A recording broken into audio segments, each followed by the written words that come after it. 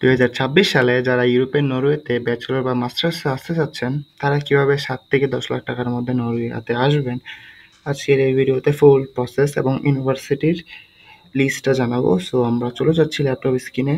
So let's go and enjoy the video. So চলে আসলাম আমরা laptop স্ক্রিনে। সো নরওয়েতে আপনার 7 থেকে 10 লাখ টাকার মধ্যে আপনি কিভাবে যাবেন। সো ফার্স্ট অফ অল 7 থেকে 10 লাখ টাকা এটা কিন্তু ডিপেন্ড করছে। ইউনিভার্সিটির নাম হচ্ছে ইউনিভার্সিটি অফ স্টেভেঙ্গর। এটা হচ্ছে স্টুডেন্ট বেজে আপনারা যাবেন। আমি ওয়েবসাইটের লিঙ্কটা আমি ডিসক্রিপশনে দিয়ে দিব, যাতে আপনারা বুঝতে পারেন, অথবা কমেন্ট বক্সেও দেওয়া থাকবে। এখানে মেনলি রিসেন্টলি নরওয়ে সরকার এই ইউনিভার্সিটি টিউশন ফি 70% পর্যন্ত কমিয়ে দিয়েছে, যেটার বর্তমান আপনার নরওয়ের কুরেন হিসেব যদি আমি হিসাব করি তাহলে 85,000 নরওয়ের কুরেন। এটা আমি যদি বাংলা টাকায় কনভার্ট করি, যেটা রেঞ্জ হবে 7 থেকে 10 লাখ টাকার মধ্যে। ইঞ্জিনিয়ারিং ফ্যাকাল্টির একটু টিউশন ফিটা বেশি, কিন্তু আপনার জেনারেল যে ফ্যাকাল্টিগুলো আছে সেগুলোর আপনার টিউশন ফিটা একটু কম।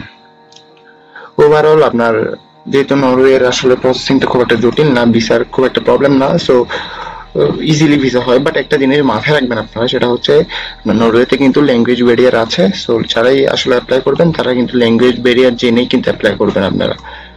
সো এটাতে যারা মাস্টার্স এর স্টুডেন্ট আছেন তাদের জন্য কিন্তু খুবই একটা ইম্প্যাক্টফুল একটা ইউনিভার্সিটি হতে পারে। সেটার জন্য হচ্ছে যেটা মেইনলি একটা হচ্ছে রিসার্চ ইউনিভার্সিটি।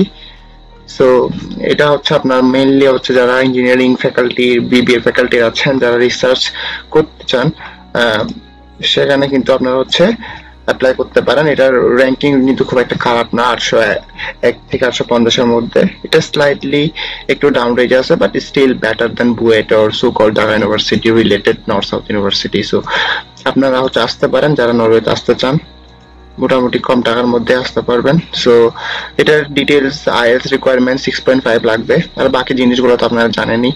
প্লাস হচ্ছে যারা মাস্টার্স স্টুডেন্ট আছেন তারা হচ্ছে জাস্ট একটু রিসার্চ প্রোফাইল থাকলে ভালো হয় আপনাদের জন্য, যাতে হচ্ছে ইন ফিউচার কোনো একটা কিছু করার আগে যাতে আপনারা প্রফেসরকে কনভিন্স করতে পারেন এবং আপনাদের সাথে এই জার্নিটা ইজি হয় আর কি।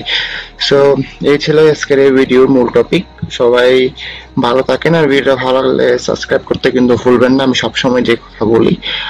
আর কোনো কোয়েরিজ থাকলে আমাকে কমেন্ট করতে পারেন, অথবা সেম নামে আমার একটা পেজ আছে, পেজেও আমার সাথে যোগাযোগ করতে পারেন যদি পার্সোনাল কোনো কিছু জানার থাকে। আসসালামু আলাইকুম সবাইকে।